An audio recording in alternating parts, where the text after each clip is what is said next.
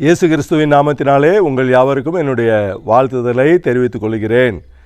ஆண்டவர் தாமே நான் தெரிந்து கொண்டவனுடைய கோல் துளிர்க்கும் என்று சொல்லி வாக்கு கொடுத்த தேவன் கடந்த மாதமெல்லாம் நம்மோடு கூட இருந்து நம்முடைய வாழ்க்கையிலே நாம் செய்கிற காரியங்களிலே அவருடைய ஆசீர்வாதத்தை கட்டளையிட்டு நம்மை துளிர் விடும்படியாக செய்தார். இன்னமும் தொடர்ந்து இந்த 2வது மாதத்திற்குள் நடத்தி வந்திருக்கிறார். இந்த மாதத்திற்கென்று தியானித்து சுதந்திரித்து கொள்ளும்படியாய் கர்த்தர் கொடுத்திருக்கிற வேத வசனம் சகரியா தீர்க்கதரிசியினுடைய புஸ்தகம் 9ஆம் அதிகாரம் 12ஆம் வசனம். நம்பிக்கையுடைய சிறைகளே அரணுக்கு திரும்புங்கள், இரட்டிப்பான நன்மையை தருவேன், இன்றைக்கே தருவேன். இரட்டிப்பான நன்மையை தருவேன், இன்றைக்கே தருவேன். ஆம், நம்முடைய ஆண்டவராகிய இயேசு கிறிஸ்து நன்மையை தருகிற தேவன். அவர் யாருக்கும் தீமை செய்கிற தேவன் அல்லவே அல்ல என்று சொல்லி வேதம் சொல்லுகிறது. அவரிடத்தில் இருப்பது எல்லாம் நன்மைகளும் நல்லது மாத்திரமே. யாருடைய வாழ்க்கையிலேயும் தீமை செய்கிற தேவன் அல்ல என்று சொல்லி நாம் பார்க்கிறோம். யாக்கோபு எழுதின நிருபத்திலே நாம் வாசித்து பார்க்கும்போது 1ஆம் அதிகாரம் 17ஆம் வசனத்திலே எந்த நன்மையான ஈவும் பூரணமான எந்த வரமும் ஜோதிகளின் பிதாவினிடத்திலிருந்து இறங்கி வருகிறது என்று சொல்லி நாம் வாசிக்கிறோம். ஆம், நன்மையான ஈவை பரலோகத்திலிருந்து பிதாவாகிய தேவனிடத்திலிருந்து நமக்கு இறங்கி வரும்படியாக செய்கிறார். இதை பார்த்து கொண்டிருக்கிற கேட்டுக்கொண்டிருக்கிற உங்களுடைய வாழ்க்கையிலே தேவன் நன்மையை இறங்கி வர செய்வார். நாம் பூமியிலே பார்க்கும்போது பலவிதமான தீமைகள் இருக்கிறது, தீமைகள் நடைபெறுகிறது, தீமை செய்கிற மனிதர்கள் இருக்கிறார்கள், தீமை செய்கிற துஷ்டன் இருக்கிறான் என்று சொல்லியெல்லாம் பார்க்கலாம். ஆனால் பூமியிலிருந்து வருகிற நன்மையை மாத்திரமல்ல, ஆண்டவர் நமக்கு பரலோகத்திலிருந்து நன்மையை கொடுக்கிற தேவனாக இருக்கிறார். ஆனால் அநேகர் யோபுவினுடைய புஸ்தகம் 2ஆம் அதிகாரம் 9ஆம் 10ஆம் வசனத்திலே நாம் வாசித்து பார்க்கும்போது யோபுவினுடைய மனைவி யோபை பார்த்து சொல்லுகிறார். யோபுவுக்கு இருந்த ஆஸ்தி போனது, அவனுக்கு இருந்த செல்வம், ஆடு மாடுகள், பிள்ளைகள் எல்லாம் அவரை விட்டு போன போது யோபுவினுடைய மனைவி சொன்னால், தேவனை தூசியும் ஜீவனை விடும். அவள் மூலமாக சாத்தான் பேசின ஒரு வார்த்தை, தேவனை தூசிக்க வேண்டும், நீ இனி உயிரோடு இருந்து என்ன பிரயோஜனம், செத்துப்போய் என்று சொல்லி அவள் சொல்லுகிறாள். அதற்கு யோபுவினுடைய பதில், நீ பைத்தியக்காரி பேசுகிறதை போல பேசுகிறாய், தேவனிடத்திலிருந்து நன்மையை பெற்ற நாம் தீமையையும் பெற வேண்டாமோ என்று சொல்லி அவர் சொல்லுகிறார். அவர் பேசின எல்லா வார்த்தையும் சரியல்ல, தேவனிடத்திலிருந்து நன்மையை பெற்ற நாம் தேவனிடத்திலிருந்து நன்மையை பெற்றுக்கொள்கிறோம். அவர் சொல்லுகிறார், தீமையையும் அவரிடத்திலிருந்து பெற்றுக்கொள்ள வேண்டாமா?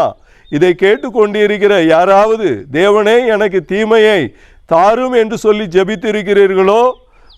ஒருவேளை அப்படி ஜெபித்திருந்தால் அப்படி ஜெபிக்க வேண்டாம். ஏனென்று சொன்னால் தேவனிடத்திலே தீமை இல்லை, அவர் தீமைக்கு காரணமான தேவனும் அல்ல. அவரிடத்தில் இல்லாததை அவர் கொடுக்க மாட்டார். அவரிடத்தில் நன்மை மாத்திரமே இருக்கிறது என்று சொல்லி நாம் பார்க்க முடியும். எந்த ஒரு மனிதனுக்கும் அவர் தீமை செய்கிற தேவன் அல்ல. ஜோதிகளின் பிதாவினிடத்திலே நன்மை இருக்கிறது. அந்த நன்மையை அவர் இரட்டிப்பாக தருகிற தேவனாக இருக்கிறார். நாம் வேதத்திலே வாசித்து பார்க்கும்போது 2 மடங்கு ஆசீர்வாதங்கள் பெற்றுக்கொண்டவர்களை ஏராளமாக பார்க்கலாம். யாக்கோபினுடைய வாழ்க்கையிலே 2 பரிவாரங்களை கொடுத்து அவரை ஆண்டவர் ஆசீர்வதித்தார். எலிசாவினுடைய வாழ்க்கையிலே ஆண்டவர் எலியாவை பார்க்கிலும் 2 மடங்கு ஆசீர்வாதத்தை, அபிஷேகத்தை கொடுத்து அவரை ஆசீர்வதித்தார். பேதுருவினுடைய வாழ்க்கையிலே பார்க்கும்போது காலியாயிருந்த அவருடைய 2 படகுகள் நிரம்பி வழியும்படியாக ஆண்டவர் ஆசீர்வதித்தார் என்று சொல்லி பார்க்கிறோம். இப்படி பொருளாதாரத்தை சார்ந்த ஆசீர்வாதம் மாத்திரமல்ல, வேதத்திலே பார்க்கும்போது ஆதியாகமம் 48ஆம் அதிகாரம் 8ஆம் வசனத்திலிருந்து 11ஆம் வசனத்து வரைக்கும் நாம் வாசித்து பார்க்கும்போது அங்கே யாக்கோபை குறித்தும் யோசேப்பை குறித்தும் அவருடைய பிள்ளைகளை குறித்தும் எழுதியிருக்கிறதை நாம் பார்க்கலாம். ஏறக்குறைய 30 வருடங்களுக்கு மேலாக யோசேப்பு மரித்து போனான், இனி அவனுடைய முகத்தை நான் பார்க்க மாட்டேன் என்று சொல்லி யாக்கோபு நம்பிக்கொண்டிருந்தார், நினைத்து கொண்டிருந்தார். ஏனென்று சொன்னால் யோசேப்பினுடைய சட்டையிலே இரத்த கரையை காண்பித்து உம்முடைய மகனை ஏதோ ஒரு துஷ்ட மிருகம் அடித்து போட்டது என்று சொல்லி அவனுடைய சகோதரர்கள் காண்பித்தார்கள். அந்த அடையாளத்தை வைத்து யோசேப்பு மரித்து போனான் என்று சொல்லி நினைத்து கொண்டான். நம்முடைய வாழ்க்கையிலே காணப்படுகிற ஒரு சில அடையாளங்களை வைத்து இனி என்னுடைய வாழ்க்கையிலே நன்மையே வராது என்று சொல்லி சிலர் நினைக்கக்கூடும். அடையாளம் எப்படி இருந்தாலும் தேவனால் நன்மை செய்ய முடியும். அந்த அடையாளம் உண்மை அல்ல. அதற்கு பின்பதாக தேவனுடைய கரம் இருந்து கிரியை செய்து கொண்டே இருக்கும். நம்முடைய தேவன் யாக்கோபுக்கு ஒரு வார்த்தையை கொடுத்திருந்தார், வாக்குத்தத்தத்தை கொடுத்திருந்தார். அவனை உயர்த்தி வைப்பதாக அவர் வாக்கு கொடுத்திருந்தார். எல்லாருடைய அரிக்கட்டும் விழுந்து கிடந்தது, யோசேப்பினுடைய அரிக்கட்டு மாத்திரம் நிமிர்ந்து நின்றது. இந்த தரிசனத்தை ஆண்டவர் 2 முறை அவனுக்கு கொடுத்திருந்தார். சூரியனும் சந்திரனும் 11 நட்சத்திரங்களும் அவனுக்கு முன்பதாக வந்து வணங்குவதை போல இந்த வாக்கு தத்துவம் யோசேப்பினுடைய வாழ்க்கையிலே நிறைவேறும் வரைக்கும் எந்த ஒரு மனிதனும் தீங்கு செய்ய முடியாது. யோசேப்பினுடைய ஆயுசு நாட்கள் முடிந்து போகாது. ஆதியாகமம் 48ஆம் அதிகாரம் 8ஆம் வசனத்திலே வாசித்து பார்க்கும்போது யோசேப்பை உயிரோடு இருக்கிறவராக சென்று யாக்கோபு பார்த்தார். பார்த்த உடனே இருவரும் ஒருவருக்கொருவர் கட்டி கொண்டு அழுதார்கள். அதற்கு பின்பதாக யோசேப்பு அவனுடைய குமாரரை இருவரை கொண்டு வந்து யாக்கோபுக்கு முன்பதாக நிறுத்துகிறார். இதை பார்த்ததும் யாக்கோபு கேட்கிறார், இவர்கள் யார் என்று சொல்லி. தேவன் இந்த தேசத்திலே எனக்கு தந்த குமாரர்கள் என்று சொல்லி யோசேப்பு சொல்லுகிறார். அதை கேட்டவுடனே யாக்கோபு சொல்லுகிறார், உன்னுடைய முகத்தையே நான் பார்ப்பேன் என்று சொல்லி நினைக்கவில்லை, ஆனால் உன்னுடைய பிள்ளைகளையும் பார்க்கும்படியாக தேவன் என்னுடைய வாழ்க்கையிலே நன்மை செய்தார் என்று சொல்லி, நீ எனக்கு கிடைத்தது நன்மை மாத்திரமல்ல, உன்னுடைய பிள்ளைகளும் இப்பொழுது எனக்கு கிடைத்திருக்கிறார்கள். இப்படி 2 நன்மையை ஆண்டவர் யாக்கோபினுடைய வாழ்க்கையிலே அவர் செய்தார். 2 ராஜாக்கள் 8ஆம் அதிகாரம் 6ஆம் வசனத்தை நாம் வாசித்து பார்க்கும்போது அங்கே சூனேமியாளை குறித்து எழுதியிருக்கிறதை நாம் பார்க்க முடியும். சூனேமியாவினுடைய வாழ்க்கையிலே ஆண்டவர் பிள்ளை இல்லாத அவளுடைய வாழ்க்கையிலே பிள்ளையை கொடுத்து ஒரு அற்புதத்தை ஏற்கனவே அவர் செய்திருந்தார். அதற்கு பிற்பாடு அந்த மகன் மரித்து போன நிலைமையிலே உயிரோடு எழுப்பியும் ஆண்டவர் அற்புதத்தை செய்தார். எலிசா ஒரு நாள் சூனேமியாளை பார்த்து, இந்த தேசத்திலே 7 வருடம் பஞ்சம் வரப்போகிறது, நீ எங்கேயாகிலும் போய் சஞ்சரி என்று சொல்லியிருந்தார். அதே விதமாக அவள் தன்னுடைய சொத்து எல்லாவற்றையும் விட்டுவிட்டு வேறே ஒரு தேசத்திற்கு சென்று அவள் சஞ்சரித்து கொண்டிருந்தாள்.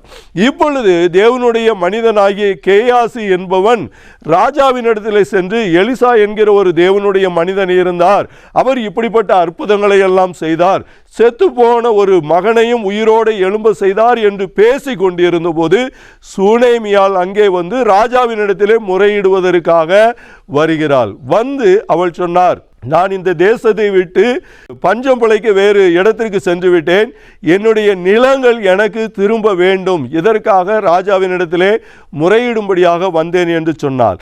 அப்பொழுது கேயாசி, ஆண்டவனே, எலிசா உயிரோடு எழுப்பின மகனுடைய தாய் இவள்தான் என்று சொன்னபோது அந்த ராஜா ஆச்சரியப்பட்டு அந்த பெண்ணுக்கு அவர் ஒரு கட்டளையை கொடுத்தார். அருகில் இருந்தவர்களை பார்த்து அவர் சொல்லுகிறார், இவளுடைய விளை நிலங்கள் இவளுக்கு திரும்ப கிடைக்க வேண்டும் என்று சொன்னார்.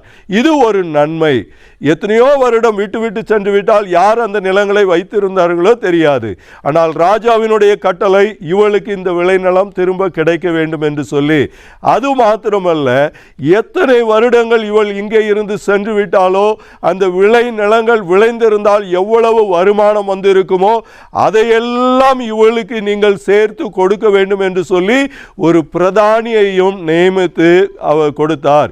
இப்பொழுது இவள் எதுவுமே செய்ய வேண்டாம், அந்த பிரதானி எல்லாவற்றையும் பார்த்து கொள்வார். அந்த சூனேமியால் தன்னுடைய வாழ்க்கையிலே நிலங்களை திரும்ப பெற்றுக்கொண்டது ஒரு நன்மை.